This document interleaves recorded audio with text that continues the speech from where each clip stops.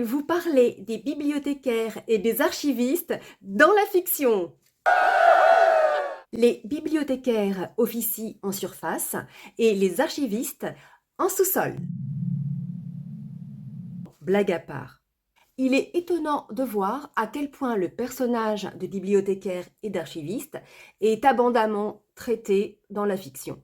Et pourtant, son métier reste assez méconnu. Les bibliothèques sont souvent vues comme des lieux de silence, de sanctuaire, de labyrinthe. Les adjectifs qui reviennent souvent pour qualifier les bibliothèques sont solennel, impressionnant, monumental, immense, monstrueux, utile et inutile. Dans l'imaginaire collectif, les bibliothèques et les bibliothécaires font peur. Les bibliothécaires sont moches, malfagotés, acariâtres, imbus de leur savoir, officient en vase clos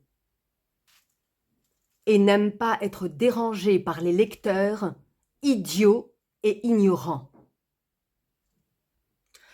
Dans ses notices historiques sur les bibliothèques anciennes et modernes, Jean-Louis Bailly donne en 1828 sa vision du métier. Il ne suffit pas pour lui de connaître sa bibliothèque. Il faut qu'il soit lui-même une espèce de bibliothèque vivante. Sans parler de la bibliographie qui, grâce à l'activité infatigable de la presse, devient tous les jours une plus vaste nomenclature. Il a besoin d'une érudition assez variée pour n'être étranger à aucun genre de savoir.